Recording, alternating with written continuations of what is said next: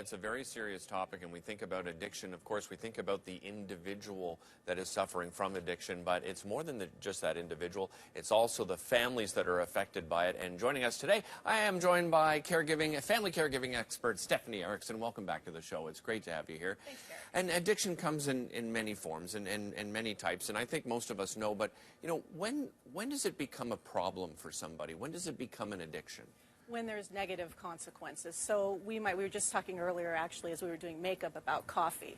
Right. Well, if let's say most of us are addicted to caffeine, and it's okay. We can drink a cup of coffee, and if the doctor said, Derek, you really should cut back on caffeine, if you could do it, it's not a problem.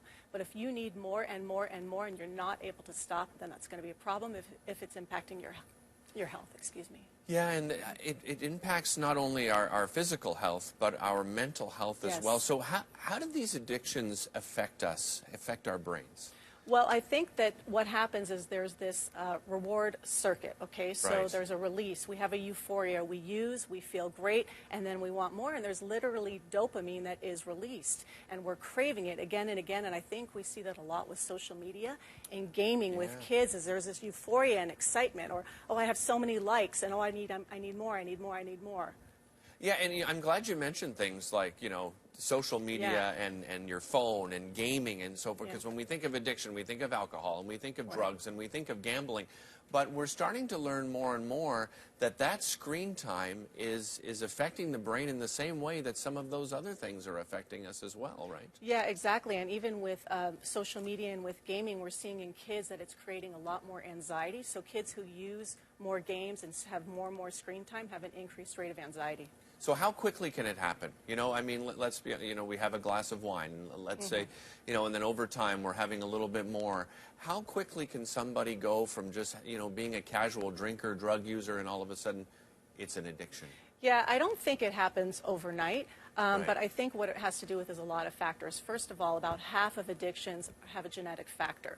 So if you have someone in your family who has an addiction, you're going to be more likely to fall in that addictive cycle. Right. But then we have to look at environmental factors.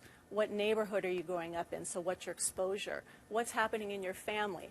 Conflict, abuse, trauma. These things will make you more likely to use even with those negative consequences. You mentioned family, and that's something we really want to target this morning, because obviously the individual needs help, but the family is a big part of this. Let's talk about the effect on a family.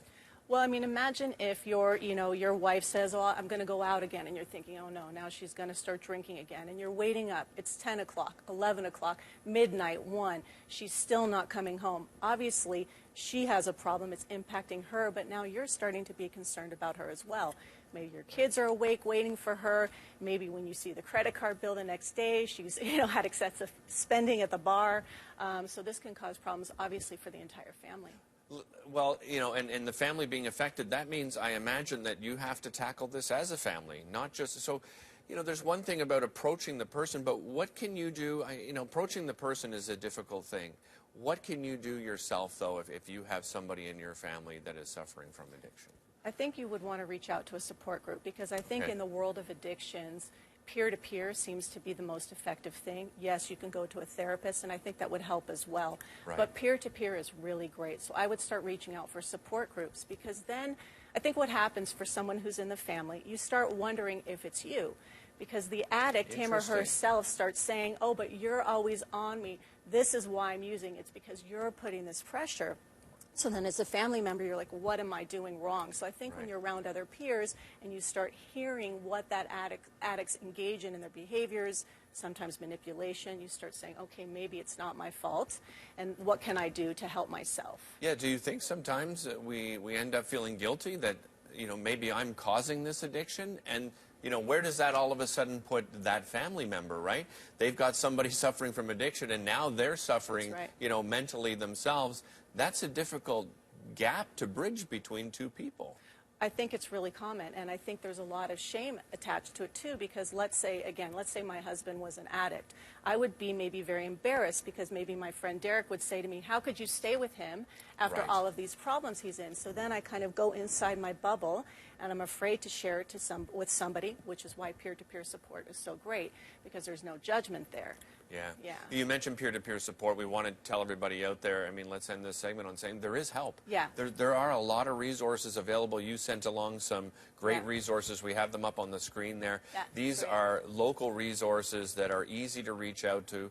The numbers are there, so take your time to put up the numbers. I want to remind everyone as well, you can watch this interview on our website. So if you don't have time to take down the numbers, go ahead and visit our website, our YouTube page, or of course our Facebook page. We'll have that up a little bit later on this morning. Stephanie, thanks so much. Sure, for joining Derek. us. My pleasure. Really appreciate it. Don't go away. We'll be back with more Breakfast Television right after this. You're watching City.